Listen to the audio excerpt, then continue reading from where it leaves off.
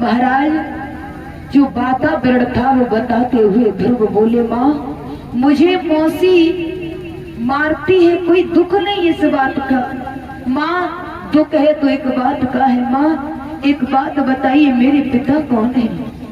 जवाब दिया, बेटा तुम्हारे पिता तो वही है जो आप अभी दरबार में गए हुए थे। उसी समय महाराज जवाब दिया है, अगर वो हमारे पिता है माँ तो मौसी हमें मारती रही, हमारे पिता कुछ बोले क्यों नहीं?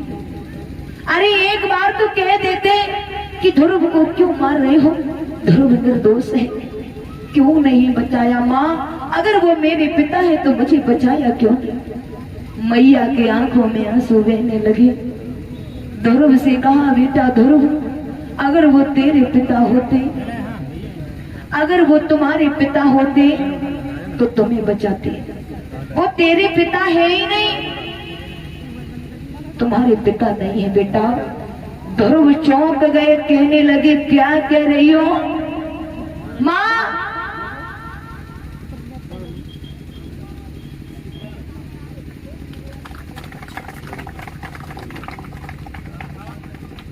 जवाब दिया है, एक बात बताइए, अगर वो मेरे पिता नहीं है फिर कौन है? हमारे पिता कौन है माँ? आज तक तुम में यही कहती रही कि ये हमारे पिता हैं, ये तुम्हारे पिता हैं, लेकिन आज आप कह रही हो ये तेरे पिता नहीं है। देखना उस मैया ने छोटे से बेटा को क्या शिक्षा दी, जवाब दिया है, बेटा इस पिता की आस छोड़ दे, अगर पिता की गोद में बैठना है तो उस जगत पिता की गोद में बैठना जो दुनिया का पिता है, जो जग का पिता है, उस पिता की गोद में बैठना। ऐसा ही भैया आज ये बात कह करके जवाब दिया है ध्रुव ने, माँ हमें ये तो बताइए तुम्हारे पिता, दुनिया में जो तुम्हारे पति हैं वो पति कौन से हैं, मेरे पिता कौन से हैं? जवाब दिया, बेटा जो दुनिया का पिता है वही तेरा पिता है, इस पिता की दुआ से छोड़ दे। उसी समय महाराज आज ध्रुव जी पूछने लगे, माँ वो जगत पिता कहाँ मिलेगा? तो मैया ने कहा, बेटा बड़े हो जाना, जंगल में जाना, भगवान का भजन करना, वहीं तुम्हें पिता मिलेंगे और गोद में बैठ जाना। लेकिन महाराज ध्रुव जी कहने लगे, माँ अब हम बड़े हो गए हैं, अभी हम पिता की गोद में बैठने जाएंगे। उत्तम भैया रोजाना अपने पिता की गोद में बैठता है। आज महाराज इनका नाम क्या भैया, नाम क्या इनका? ये इनके पति हैं? हाँ उनका पति है। इनके पति का नाम क्या है? इनको पंकज। और ये पंकज पंकज पंकज अंजू इनको आदमी नाम पंकज। और ये हमारे परम सम्मानित शिवार पंकज भैया और उनकी धर्मपत्नी अंजू, ये हमारे गले में नोटों का वो पुष्पों का नोटों का हार डाल के सम्मान दे रही हैं और हमारे समस्त स्टाफ के भाइयों को पुष्पों के हार से सम्मान दे रही है। प्रभु से कहना है खुशियों से भंडार भरे और इनका परिवार सदैव आगे को बढ़ता रहे। इधर में महाराज जवाब दिया है, अगर मेरे पिता होते तो गोद में बिठाते, मौसी मारती तो मना करती, बेटा वो तेरे पिता नहीं है, जगत पिता की गोद में बैठना। आज ध्रुव जी कहने लगे, माँ अब हम बड़े हो गए हैं, अब हम जाने के लिए तैयार हैं, भगवान की गोद में बैठेंगे। दिमाग में झटका लगा, और मैया वो भी एक माँ थी, अपने बच्चे को क्या संस्कार दिए, लेकिन आजकल की मैया अपने बच्चे को क्या संस्कार देती है? आजकल काऊ को बच्चा धोखे से कोई चीज उठा लाए परीक्षित महाराज तो जीजा कहती है, जाना है पूछेगी कहाँ से लेके आओ, जे कहेंगी ललावा भीतर भुजवाई कमरा में रहे, ये कोई देखना ले।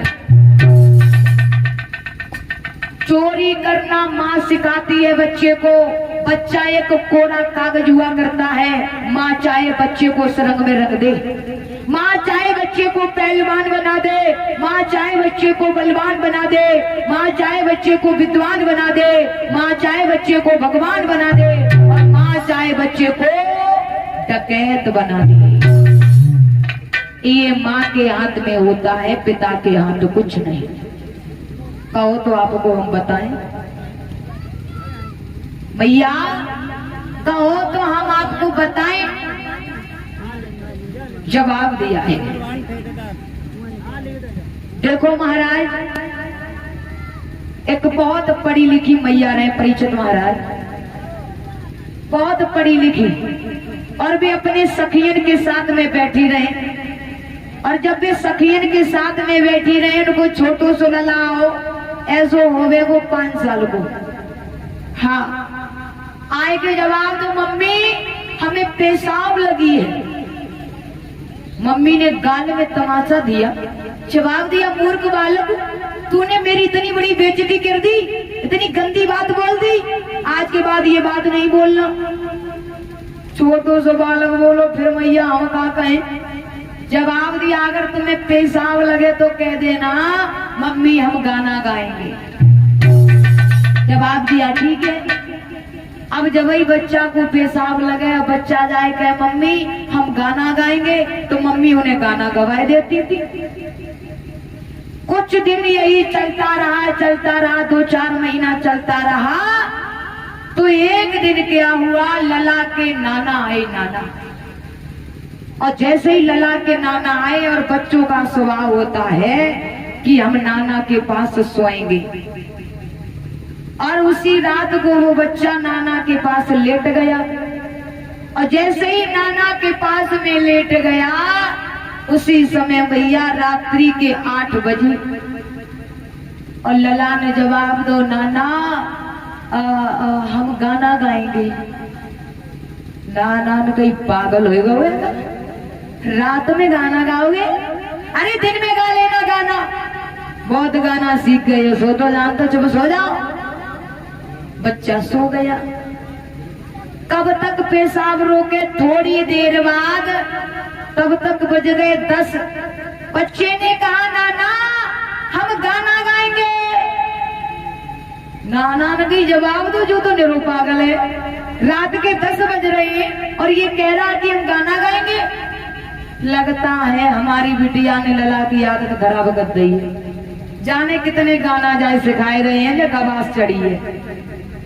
और नाना को क्या मालूम कौन से गाना बताए रहे हैं।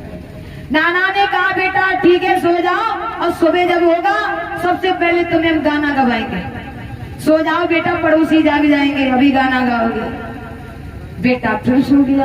अब छोटा बच्चा पेशाब कब तक रोके, रात्रि के बज गए 12। बच्चा उठ करके बैठ गया, कहने लगा, नाना अब नहीं मानेंगे, अब गाना गा करके रहेंगे, चाहे आप कुछ भी कर लो। नाना कहने लगे, बड़ा हटीला, ये मानेगा नहीं। जवाब दिया, बिल्कुल नहीं मानेंगे। तो नाना बोले, ये बता लला, तू सादा गाना गातू है, ढोलक पे गातू है? जवाब दो नाना, हम कुछ नहीं जानते, सिर्फ गाना गाएंगे। तो नाना ने कहा, करो सर्दी का मौसम है, टोपा लगाए रहे नाना। तो नाना ने अपना टोपा निकालो, कान खोले, जवाब दो लला, जब कान में गाना। तो लला ने वही कान में गाना गाया। तासे महाराज अपने बच्चों को ऐसी शिक्षा देना जो बच्चा आगे चल करके आपका नाम रोशन कर सके। माँ के हाथ में सब बच्चों का भविष्य होता है, और बच्चों का भविष्य बनाने के लिए माँ बहुत कुछ सीखती है, तब बच्चों का भविष्य बनता है। देखना, आज मैया सुनीति छोटे से बालक को क्या आज उपदेश दे रही है। आज ध्रुव से कहा, बेटा ध्रुव, इस पिता की आस छोड़ दो, इस पिता की गोद में बैठना। उसी समय महाराज ध्रुव जी कहने लगे, माँ अब हम बड़े हो गए हैं, भगवान की गोद में बैठेंगे। मैया ने कहा, बेटा आपने भोजन नहीं किया तो हमने भी नहीं किया, आप ऐसा करो भोजन कर लो, ये बातें तो बाद में होगी। ध्रुव बोले, माँ मंदिर में घुसा करके नाली की तरफ खींच रही हूँ, जब तक मैं भगवान की गोद में नहीं बैठ जाएंगे तब तक पानी भी नहीं पिएंगे। आज ध्रुव जी चलने लगे, छोटे छोटे हाथों से मैया के पैर छुए, और एक बात कही है चलते चलते, क्या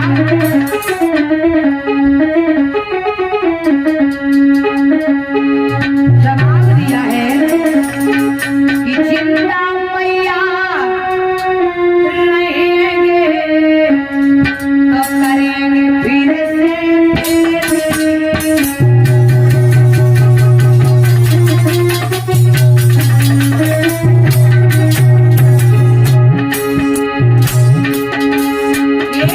जिंदा मैया